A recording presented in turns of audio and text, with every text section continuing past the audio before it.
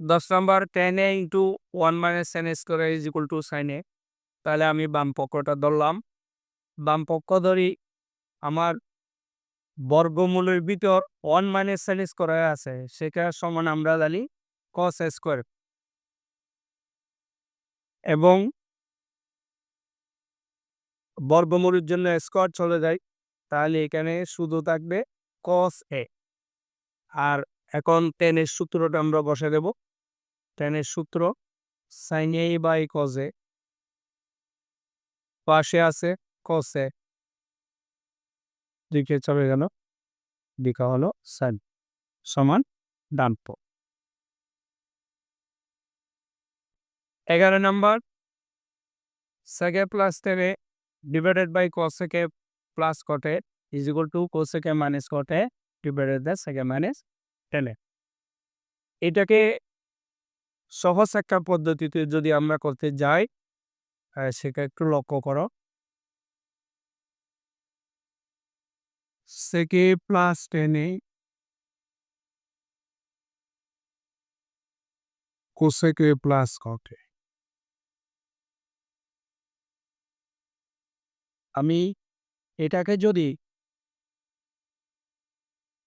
a plus b to a minus b সূত্রের মধ্যে আমি যদি নিয়ে যেতে চাই, এটাকে a ধরলে এটাকে b, এটাকে a ধরলে এটাকে b, যেহেতু a প্লাস b আছে, আমি একটা a মাইনাস b আনবো, অর্থাৎ sec a minus tan a আনবো। তাহলে এদিকে হরে আনতে হবে cos sec a minus cot a।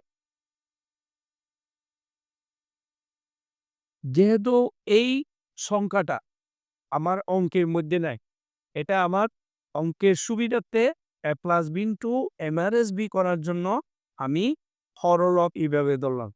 তো তাকে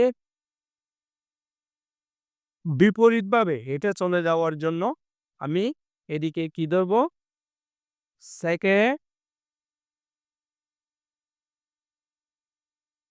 a মাইনাস tan a, আর উপরে ধরব cos sec a minus cot a। অর্থাৎ এরা যে কাটাকাটি করলে যাতে 1 হয়,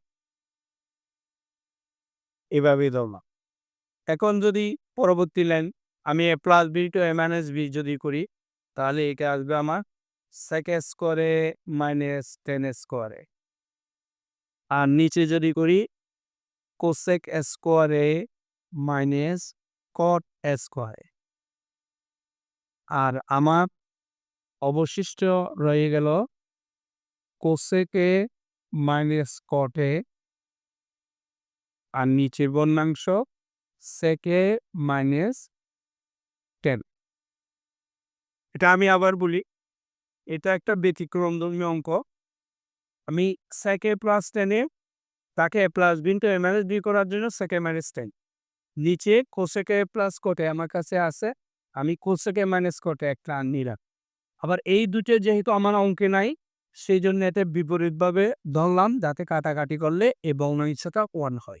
পরবর্তী লাইন, একে sec a square minus tan square is equal two 1, cosec a square minus cot a square is equal two 1 into আমার পাশের ভগ্নাংশটা আবারও বসে যাবে cosec a minus cot a sec a minus tan a